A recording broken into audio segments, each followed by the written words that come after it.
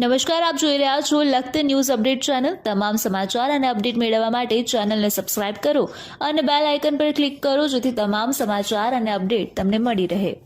Dhrangadhra railway સ્ટેશનથી આરપીએફના PI Ashok કુમારને મળી આવેલ બાળકોને તેમના પરિવાર સાથે મિલન કરાવી અને પુનઃસ્થાપન કરવામાં આવ્યું।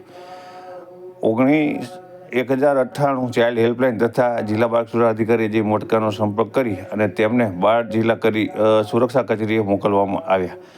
આરપીએફ ધાંગધ્રાની ટીમ દ્વારા બાળકોનું સીટ એ ધ્યાને રાખી સરકારી children home for boys Surnagar ખાતે મોડે તે બાળકોને આશ્રિત કરવામાં આવેલ। ત્યારબાદ નિયમ અનુસાર બાળ કલ્યાણ સમિતિ સમક્ષ રજૂ કરી સંસ્થાકીય પ્રવેશનો આદેશ કરવામાં આવેલ। બાળકોનું કાઉન્સેલિંગ કરતાં તેમનું મૂળ વતન એક બાળકનું બિહાર અને બીજા બાળકનું આસામનું હોવાનું જણાઈ આવેલ। હાલ તેમના માતા પિતા ગાંધીધામ કચ્છ જિલ્લાની કંપનીમાં કામ કરતા હોવાનું જણાવેલ। આથી કંપનીના માલિક સાથે સંપર્ક કરી તેમના માતા પિતા ટ્રેક કરવામાં આવ્યા હતા।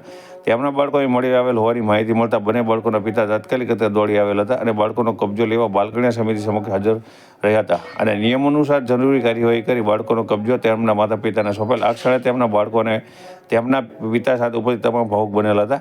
આ તકે બાળ કલ્યાણ સમિતિના ચેરમેન શ્રી જીતેન્દ્રભાઈ ચૌહાણ, સભ્ય શ્રી ભારતીબેન ખીખાણી, મિત્તલભાઈ ચુડગર, ભગીરથસિંહ રાણા, બાળ સુરક્ષા અધિકારી અજયભાઈ મોટકા, પ્રોટેક્શન ઓફિસર શ્રી મિનલબેન ડોરિયા, અધિક્ષક શ્રી જયેશભાઈ સાપરા તથા ચિલ્ડ્રન હોમ ફોર બોયઝનો સ્ટાફ ઉપસ્થિત રહેલો હતો અને બંને બાળકોને તેમના પિતા સાથે મિલન કરાવવામાં આવ્યું હતું।